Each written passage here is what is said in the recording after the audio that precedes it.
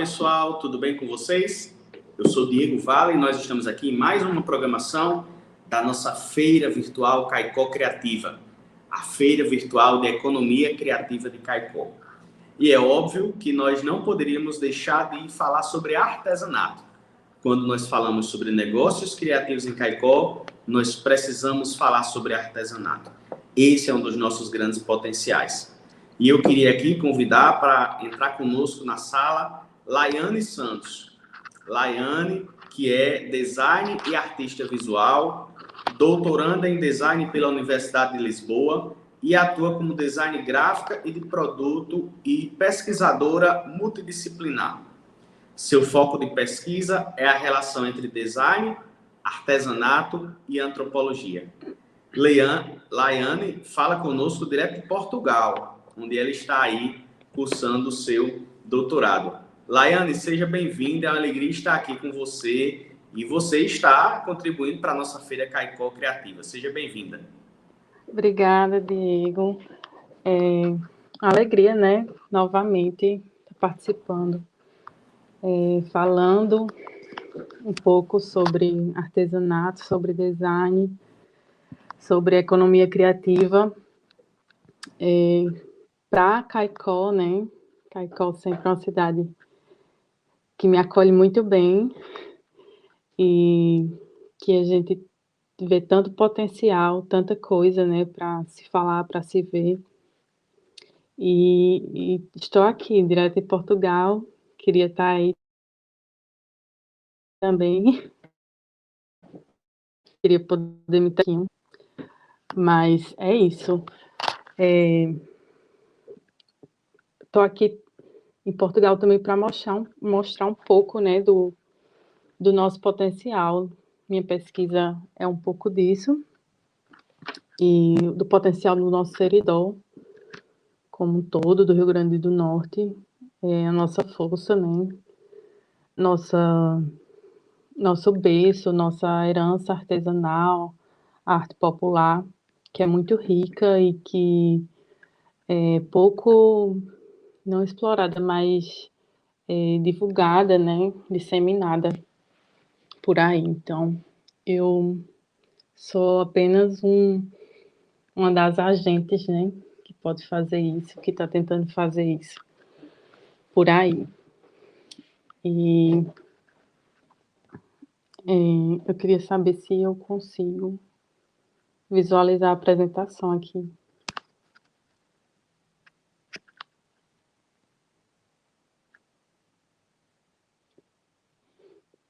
Pronto.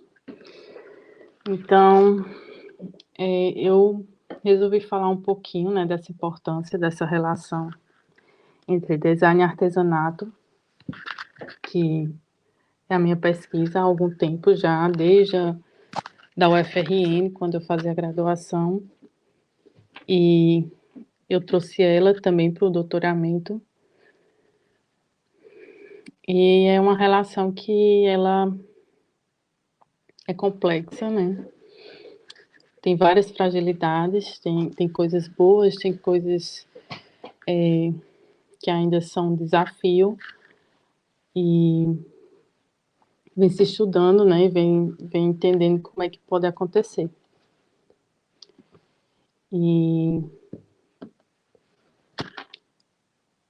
você pode passar como é que eu te... Pode voltar. E isso. Essa relação começou já há alguns anos, nos primórdios do design no Brasil. Ela começou de forma discreta, né? Não estabelecendo realmente, dando esse rótulo, né, design artesanato, mas alguns designers começaram a entender, a pesquisar artesanato, principalmente no design gráfico, e com o tempo foi estabelecendo um laço maior, que vê o design social, a inovação social, a economia colaborativa, e essa relação foi sendo melhor definida, podemos dizer assim. E quando a gente fala, né, dessa conexão, ela pode acontecer muita coisa, né? Pode-se acontecer muita coisa, pode-se trabalhar muita coisa, pode-se trabalhar mais pensando no artesanato mesmo, o design, né, como um meio, que essa é a minha pesquisa. Eu sou um meio, né, mas também pode trazer mais o artesanato para o design, né? É uma balança. E existem inúmeras ações, né, de design focada, que eu vou mostrar mais à frente, focada em valorizar, né, o artesanato. E eu coloquei essas 3 palavras aí que resume mais ou menos o estudo, né, do design e do artesanato, do design sobre o artesanato, e é mais ou menos também o que eu venho estudando. Então, o artefato artesanal, ele tem uma relação muito complexa, né? Muita coisa envolve ele. O artífice, principalmente, que é o artesão, e tudo que está à volta dele, desde ferramentas, posto de trabalho, matéria-prima, as ligações, né, comerciais. Então, é uma rede enorme, né, que envolve o artefato artesanal. E ele está no meio dessa rede. Então, primeiro, a gente tem que entender que para ele existir, né, tem que existir a figura do artesão, né? E que o artesão, com todo o seu saber fazer, toda a sua experiência, vai fazer aquele artefato ser único, né? E como eu vou mostrar mais na frente, exemplificar isso com o meu estudo de caso. Não importa se você está numa comunidade com 10 artesãos, né, que todos fazem aquele tipo específico de artesanato. Cada peça artesanal vai ser única, né, porque é humanamente impossível, né, nós fazermos coisas idênticas, né, nós não somos máquinas. E é isso. Tem também a questão da história do artesão, da técnica, para além da história comum da comunidade, tem sua história pessoal.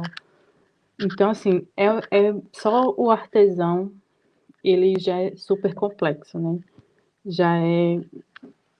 A gente já desmembra muita coisa dali. E o artefato artesanal, a gente vai analisar qual a técnica, qual a matéria-prima,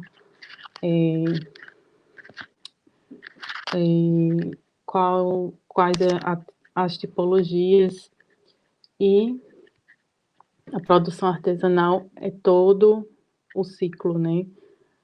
Artesanal, como é feito, as ferramentas, todo o processo. Então, essas 3 coisas estão intimamente ligadas, né? Não existe uma coisa sem a outra. E para estudar, a gente se aprofunda em cada um, mas sempre, né, todos 3 unidos. E isso é o princípio, né, para se entender essa relação, para entender como o design, né, pode ser um agente de transformação, o design pode ser um meio para que a gente consiga valorizar esse artesanato. A gente pode passar. Então, existem inúmeras ações. Eu trouxe essa, que é a que eu mais utilizo, que é a Dahlia Crooken, e ela propõe essas ações para valorização dos produtos locais, artesanato, e consiste em reconhecer, né, que seria essa etnografia, que eu vou falar um pouco na frente, né, que é o reconhecimento do campo, da história da comunidade, da história pessoal do artesão.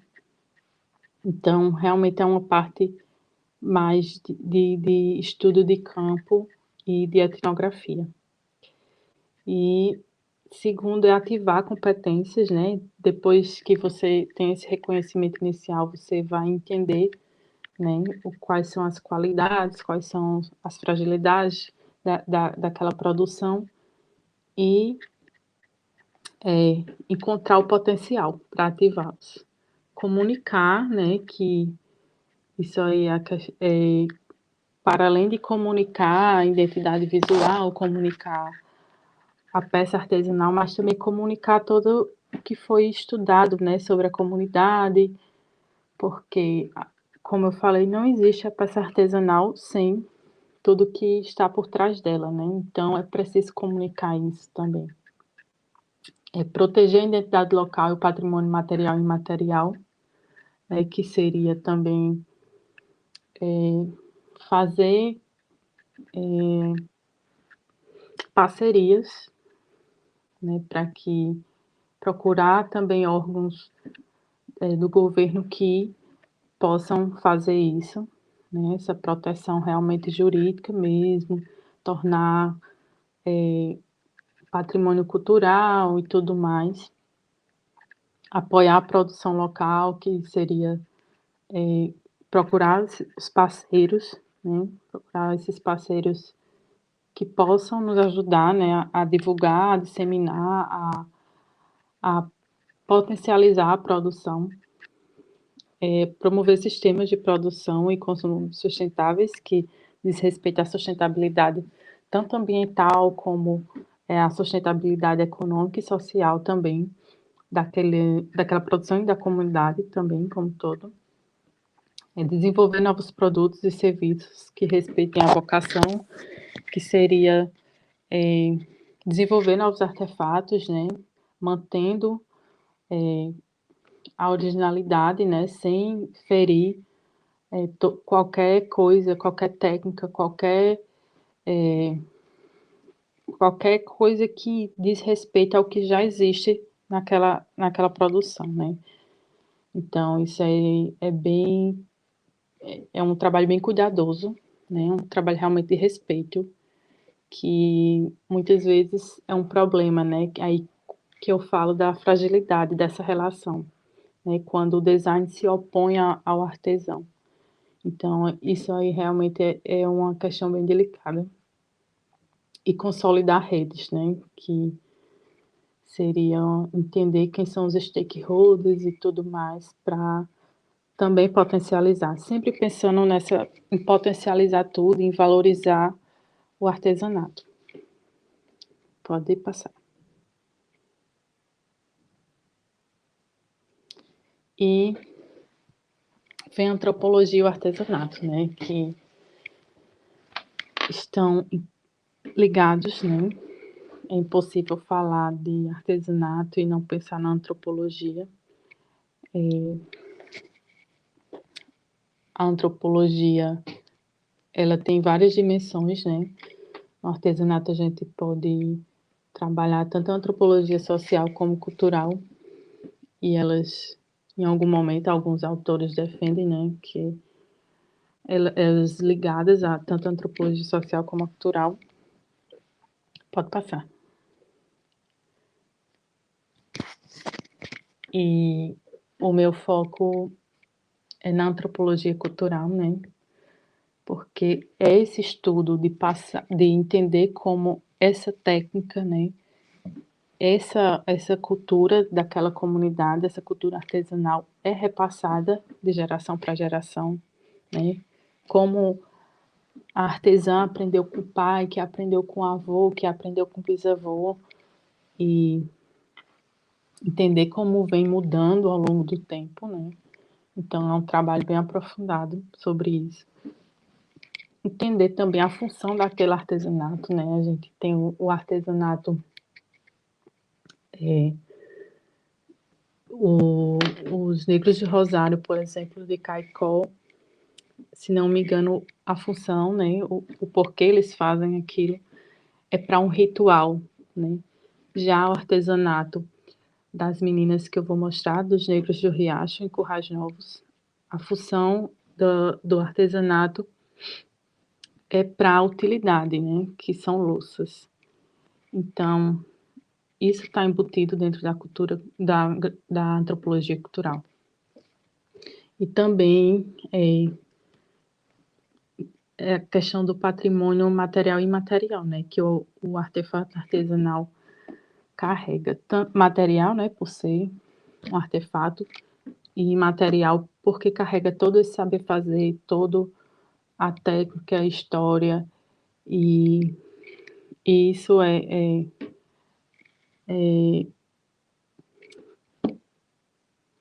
cultura, né? Faz parte do, tanto do patrimônio material como imaterial. E, e também que tem essa ligação com a ancestralidade. No caso, a comunidade que eu estudo, ela é uma comunidade remanescente de quilombos, como eu acredito que seja dos negros de Rosário. Não sei ao certo, mas existem algumas comunidades, né, com reconhecimento de quilombolas no Seridó. Acho que em Currais Novos existe 2 ou 3, existem Parelhas, né, em Caicó também. E a gente vem tentando, né, mostrar isso, que vai para além do artefato artesanal, né.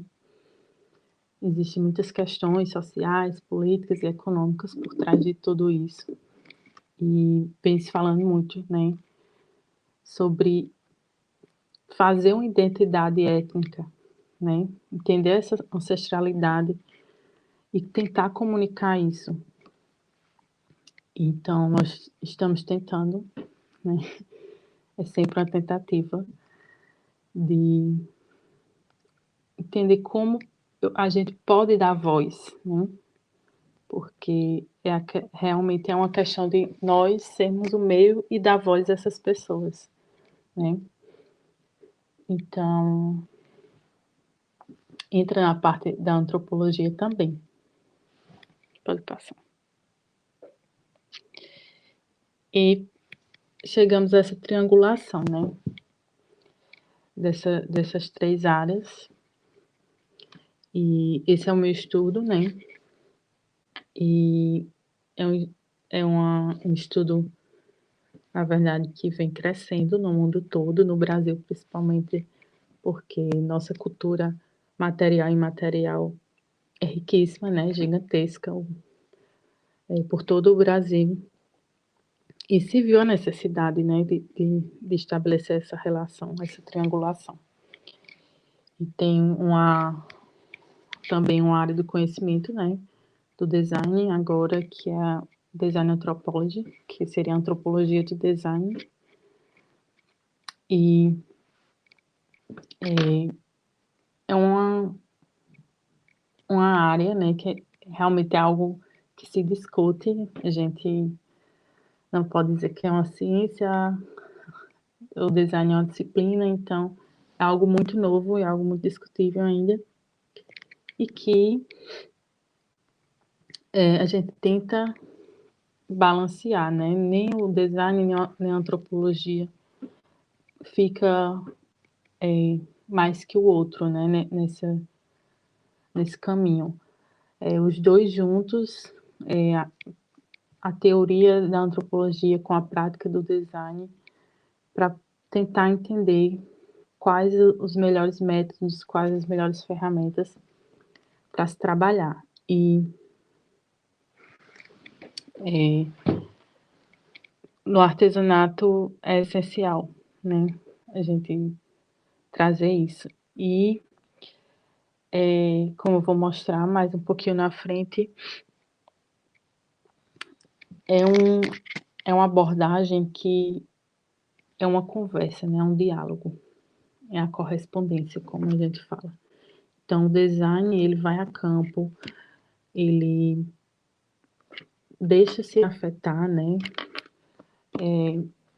para poder realmente conseguir absorver, entender, construir relações, construir uma troca realmente, para que ele consiga traduzir, né, tudo e comunicar depois. Então, é preciso, existe realmente essa defesa da correspondência, de realmente deixar afetar-se. E sempre é no diálogo, né? É um movimento de ação e reflexão constante. Pode passar. Pode passar. E volta só um. Volta um pouquinho. Volta. Isso. Essa é a comunidade, né, Negros do Riacho, que fica mais ou menos 10 quilômetros da cidade de Currais Novos. A comunidade pertence à cidade de Currais Novos. Foi reconhecida em 2001, se não me engano, como remanescente de quilombo. E a louça, né, o artesanato de barro, é o suporte de memória da comunidade. Eu sou currajnovense, então foi uma das minhas motivações, né? Eu comecei a observar que o artesanato estava sumindo da cidade e foi uma das minhas motivações de começar a pesquisá-los. Ainda foi em 2015, 2016, eu ainda estava na graduação e foram os meus primeiros passos, né?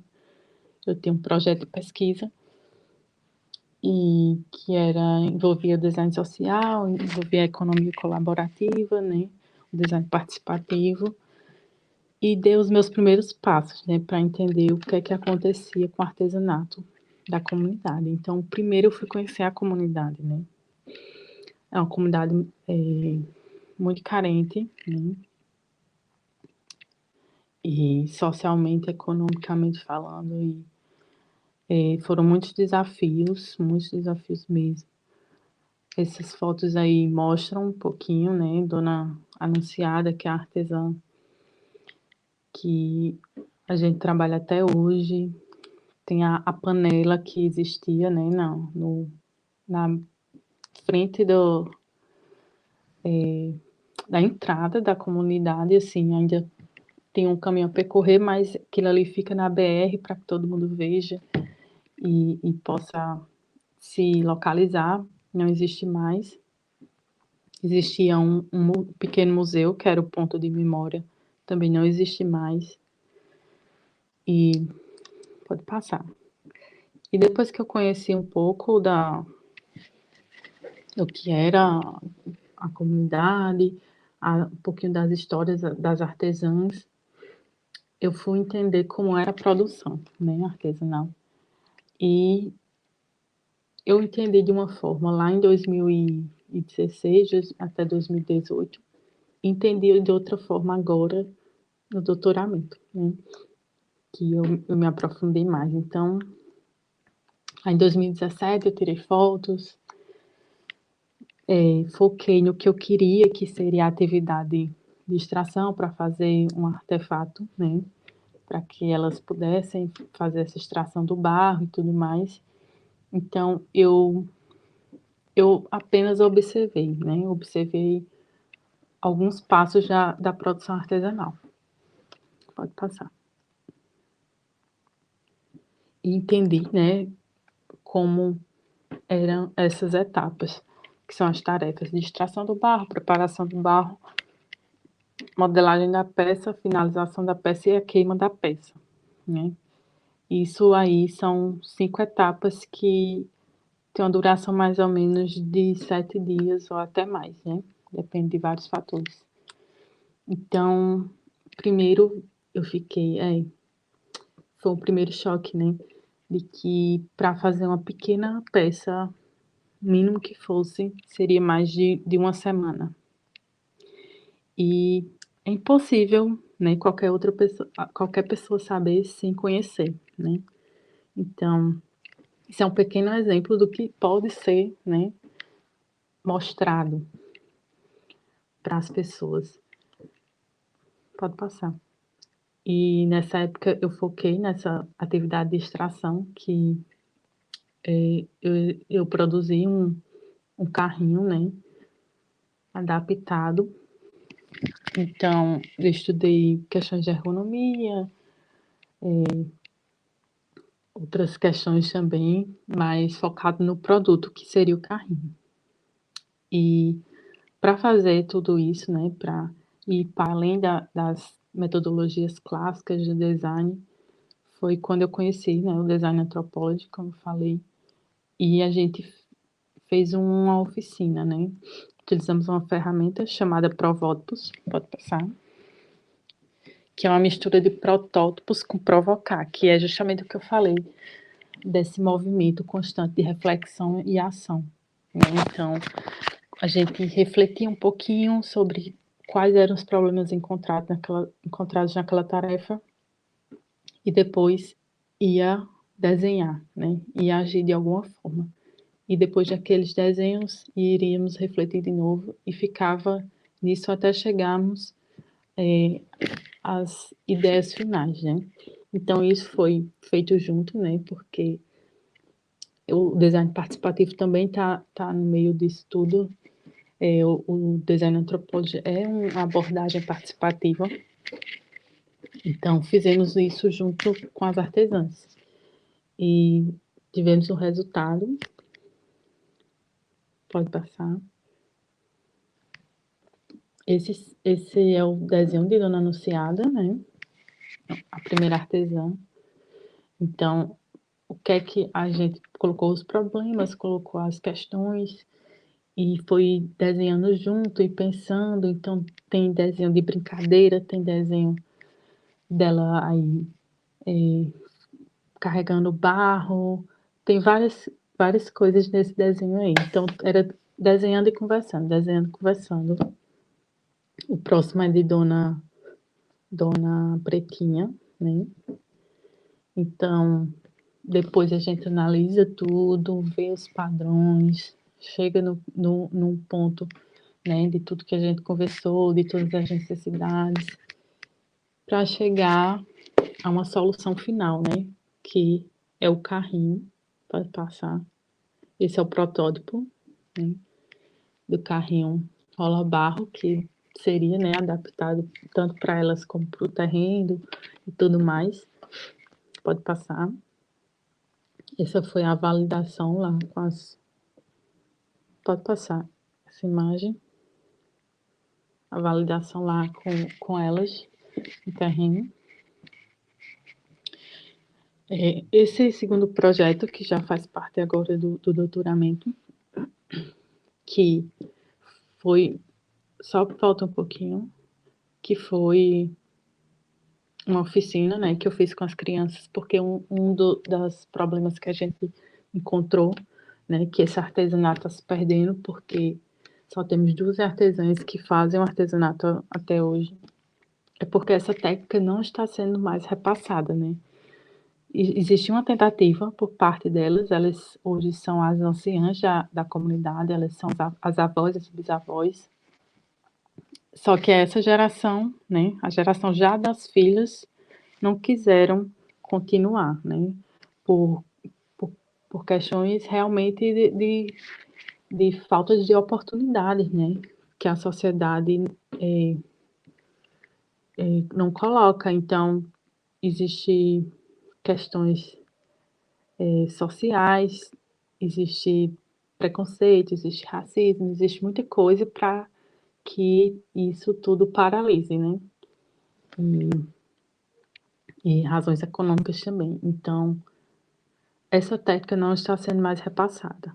E o que é que a gente poderia fazer para que motivasse, né? Essa é a palavra, realmente motivar essas pessoas, essas crianças a tentarem manter, né? o artesanato como suporte de memória da comunidade, mas também como um meio de produção econômico mesmo, que a gente consiga resgatar, né, que elas consigam sobreviver também com artesanato. Então, existe essa oficina, né, para estimular essas crianças e a gente desenhou várias coisas, desenhou principalmente mãos, né, que é a principal ferramenta do artesanato. E desenhamos